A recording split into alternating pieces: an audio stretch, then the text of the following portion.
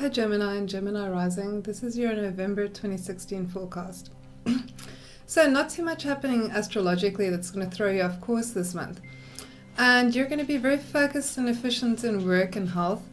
It's really a career-orientated month for you, and it's also very key in terms of fleshing out things in your life that aren't working for you anymore. This is because the sun is going to be in your 6th house until the 22nd of November, and the 6th house is the house of duties, responsibilities, work and health.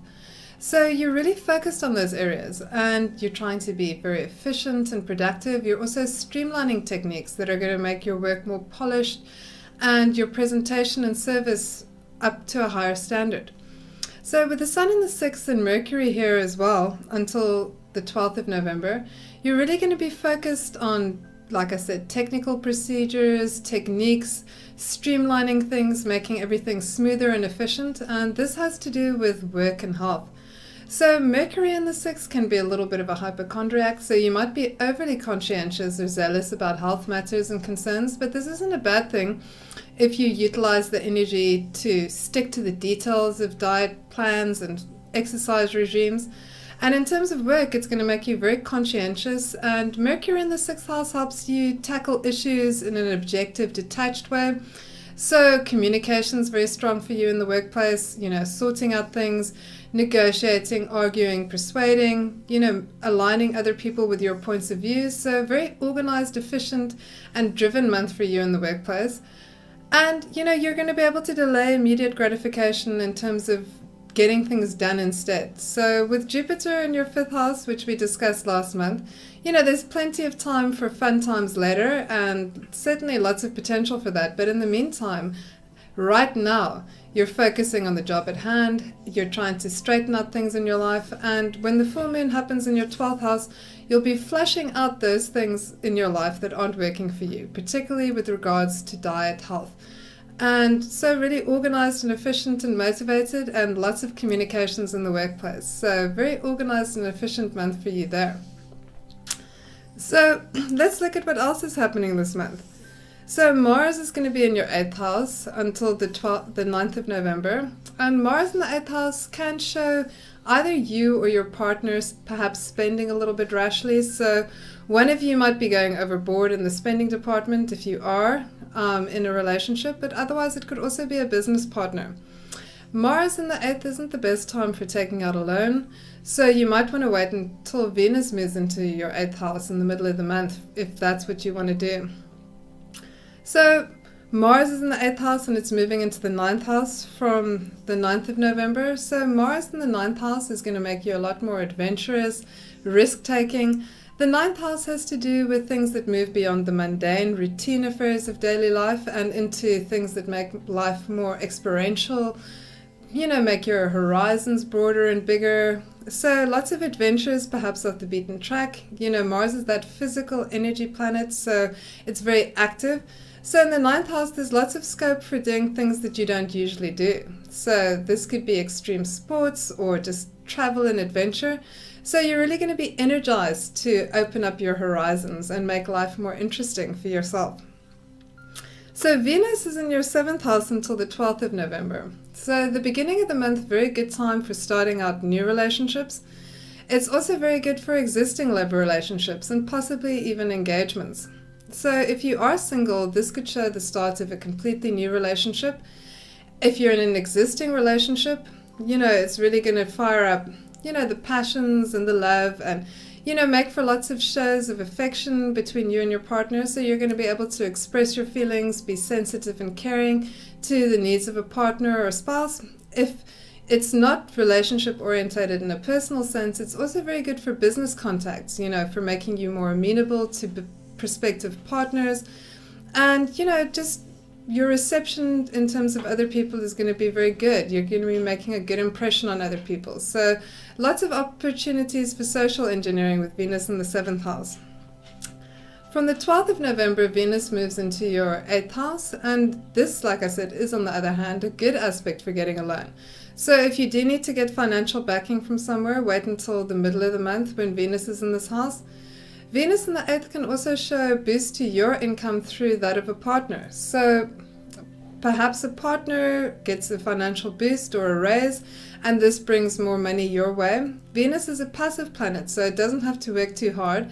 So you're not going to have to do too much of anything. Venus will bring those benefits to you. So like I said, this could be, returns on investments, or alternatively, like I said, a partner gets a boost financially, and this affects your finances favorably too. So the new moon this month is in your 6th house. So this is the house of health and work, and it's the sun, moon, and Mercury are trining Neptune in your 10th house. So this has you thinking big and creatively and out the box, in terms of work projects.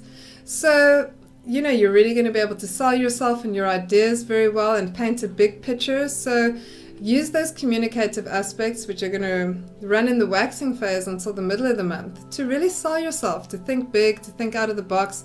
You're really going to be in touch with your feelings and intuition, but also able to communicate those dreams and goals and ideals very effectively. So use this aspect for getting those conversations started, for starting business negotiations, drawing up contracts, and really for selling yourself, because you'll be able to do so very well at this time. So on the 7th, the sun sextiles Pluto from your 6th to your 8th house. And this is very good if you need to make changes in your existing work environment. So if there's something that you're unhappy with, it's very good for clearing the decks and to help realign your interests with those of colleagues in the workplace or employers or employees. So if there have been issues, this is a very good aspect for cleaning those things up without too much acrimonious results. So on the 14th of November, the full moon is between your 6th and 12th houses. So this is what I talked about in terms of getting rid of things that aren't working for you. The 12th house is the house of loss and self-undoing, but it's also the house where we get rid of things, where we take time out on our own to consider and review things and to decide what's working for us. And the 6th house has to do with health and work. So really see what's going on in your life that doesn't serve you anymore and decide what you need to let go of, because this is really a very good time for fleshing out things that haven't been working for you, things that you'll already be aware of, but perhaps have been holding on to beyond their sell-by date. So on the 22nd, Mercury sextiles Jupiter between your 7th and your 5th house, and this has your attention focused on bigger issues. So Mercury at this time is in your 7th house, where the communication is focused on partners or significant one-on-one interactions. It's also very good for consulting. So this is very good for entering into business negotiations or partnerships, so drawing up contracts or starting discussions. You're really going to be focused on group values, the big picture, ways to make things more effective. So thinking outside the box and not too detail driven, you're able to see the big picture at this time. So use this for that, expansive frame of mind that's going to help you put everything into its proper place. On the 23rd, Mercury, which is in your 7th house, conjuncts Saturn. So this is a very precise, clear thinking aspect. So Mercury and Saturn together can be a little bit gloomy and pessimistic, but it's also very good on details, which helps pull that big picture perspective down into the nitty-gritty, which we talked about. So, if there are contracts that need to be drawn up, this would be the time to do so. You've already thought about everything involved with Mercury sextiling Jupiter, and now with Mercury and Saturn together, it helps you focus down into the contractual details, get things in paper and on writing, think things through, all those finer details. In partnerships, it can also make you very critical of other people, so just watch out for that. You could be quite acerbic and sharp-tongued and inclined to be a little bit negative with this aspect, but if you use it for its detail orientation, this could show very clear thinking and getting contracts and things like that drawn up, especially as these relate to partnerships. So on the 24th, Jupiter is squaring Pluto, and this is really a push for power. You can see this aspect in global affairs such as the American elections. It's quite prominent there. And it really awakens the desire for power in your personal life. So it's also going to show where you can repair, rebuild, and restore things. So find some platform or some outlet where you can achieve power in your personal capacity and make sure that you're in the right and, you've established your position. So a potentially powerful aspect for you coming from the 5th house. It can really push you to get ahead as well. So on the 25th, Venus conjuncts Pluto in your 8th house. And Venus in the 8th house is very feeling orientated. It's very intense, especially conjuncting Pluto.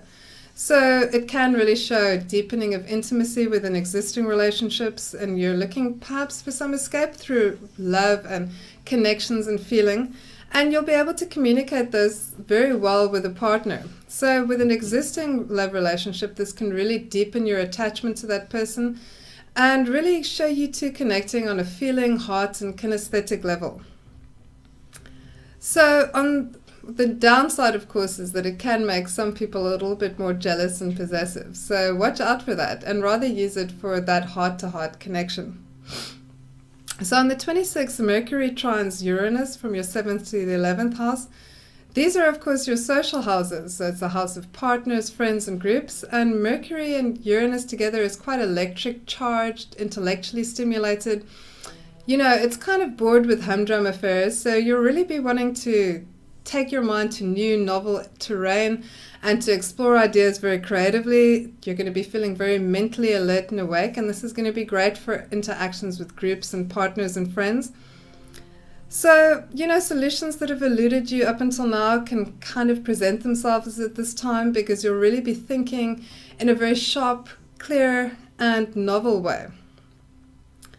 So on the 29th, Venus squares Uranus from your 8th to your 11th house, and this isn't a very profound aspect, but it can still be pretty interesting. It can make some people flirty and look for new experiences, particularly love experiences, or perhaps just new and unusual experiences in other respects. So it can make you want to make the dynamics of an existing relationship a lot more flexible, or it could make you want to step out of an existing relationship and look for love elsewhere. So just be aware that you might be a little bit bored with whatever's going on right now. So if you want to keep existing dynamics stable, then just look for that excitement in a less, risque manner.